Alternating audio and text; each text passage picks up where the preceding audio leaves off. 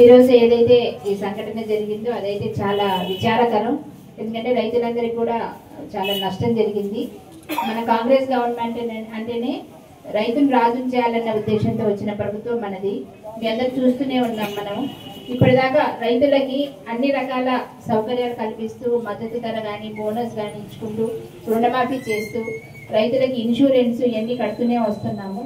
కానీ ఈరోజు ఈ దురదృష్టకరమైన సంఘటన జరగడం అనేది చాలా విచారకరం. మరి ఈ కంపెనీ ఏదైతే మనకి బీపీటీ 2782 విత్తనాలు మీకు అమ్మడం జరిగిందో అవి మరి అది ఆఫ్ టైప్ మొక్కలు రావడం అనేది విచారకరం. ఖచ్చితంగా ఆ కంపెనీ మీరు ఇప్పుడు అప్లికేషన్ ఇస్తే తీసుకొని మేము కూడా వాళ్ళ మీద కఠిన చర్యలు ఉంటాయి. నేను మంత్రి గారి దృష్టి కూడా తీసుకెళ్తాను.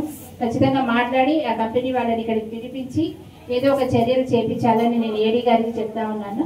అలాగే రీసెర్చ్ వాళ్ళు కూడా సైంటిస్టులు వచ్చి ఇవి కూడా చూసి మీకు ఎంతైతే నష్టం జరుగుతుందో దానికి నష్టపరిహారంగా కంపెనీ వాళ్ళతో మనం మాట్లాడి ఖచ్చితంగా చేద్దాము. మీరెవ్వరూ ఎటువంటి ఆందోళన చెందవద్దు.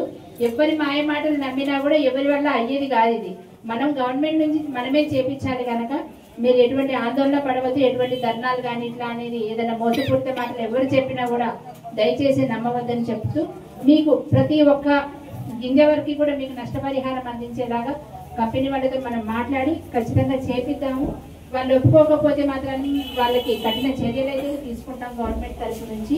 ఎవరు కూడా ఈ విషయంలో ఆందోళన చెందవద్దని మనస్ఫూర్తిగా తెలియజేసుకుంటూ మరి ఒకసారి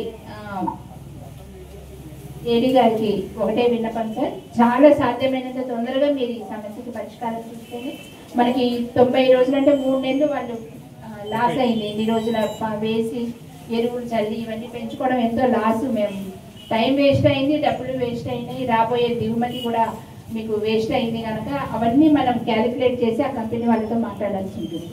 ఓకే, అందరికీ ధన్యవాదాలు. Thank you.